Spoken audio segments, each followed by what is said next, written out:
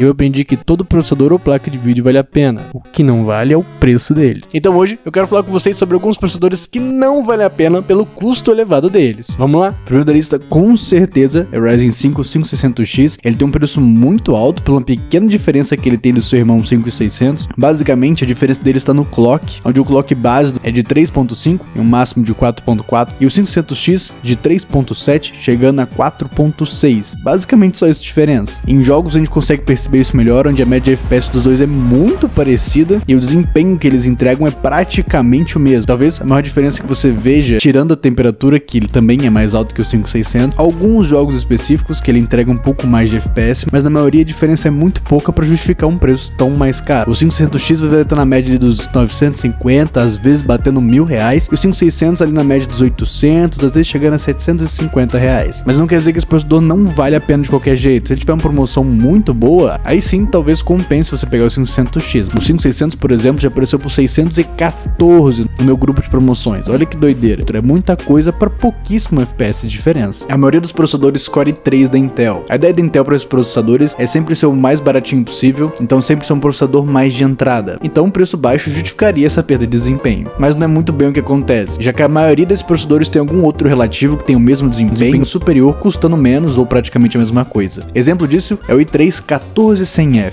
Ele tem 4 núcleos, 8 threads, já é a última geração da Intel trabalhando em DDR5, e ele consegue ser mais fraco que o i5 12400F. Claro, é um i5, então teoricamente é mais potente. Enquanto você paga 650 até R$700 nesse i3, o i5 12400 você acha ele por 599 tranquilamente. Então além dele ser mais ou menos o mesmo preço, chegando até a ficar mais barato, ele tem mais desempenho, a gente consegue ver nos jogos, onde ele entrega mais ou menos o mesmo FPS, às vezes até mais FPS que o i3, e o i5 12400F tem mais núcleos e threads, ou seja, ele é melhor para multitarefa também. Além de que o i5 12400F pode ser usado em DDR4 ou DDR5. Você pode escolher trabalhar em DDR4, economizando um pouco, ou já investir um pouquinho mais trabalhando em DDR5. Mas a gente tem cenários como o i3 12100F. Ele tá na faixa dos R$530, mesmo preço do Ryzen 5 5500. Em jogos, os dois são praticamente a mesma coisa. Em alguns casos o i3 entrega mais FPS, em outros casos o Ryzen 5 entrega mais FPS. A diferença que me faz preferir o Ryzen 5 é que o i3 só tem 4 núcleos, já o Ryzen 5 tem 6 núcleos. E também é mais fácil achar promoção de Ryzen 5 5500 por aí. Ryzen 7 5700X 3D, não esse processador em si, mas os processadores acima desse processador, como o Ryzen 7 5800X, por exemplo, porque o 5700X 3D ele é um divisor de águas entre o M4 e o M5. Ele tá na faixa dos R$1.200 ali em bons preços, e não tem por que você ficar preso ao M4 se você pensa em um processador acima dos R$1.500. Mas o que mais atrapalha na escolha do M4 e M5 são as memórias RAMs, que ainda são muito caras do M5. Se a gente fala de 32GB M5, a gente tá falando de R$700, R$800, e dependendo da qualidade vai para R$900 mil, é muita coisa. E em comparação, um 32GB DDR4 às vezes sai por 300 e poucos reais. A placa-mãe já não tem sido tanto um problema, as M5 têm custado cada vez menos e isso tem ajudado bastante. E os preços dos processadores também, os M5 têm caído bastante o preço e tem ficado cada vez mais acessíveis, principalmente os com vídeo integrado, tipo o Ryzen 5 8500G, 8600G, que são processadores de entrada, batendo até R$700 em alguns casos. Em geral, são esses processadores que eu não gosto muito, principalmente pelo preço, mas se faltou algum, comenta aí pra gente conversar e ver se realmente vale ou não a pena. Valeu, até a próxima, tchau!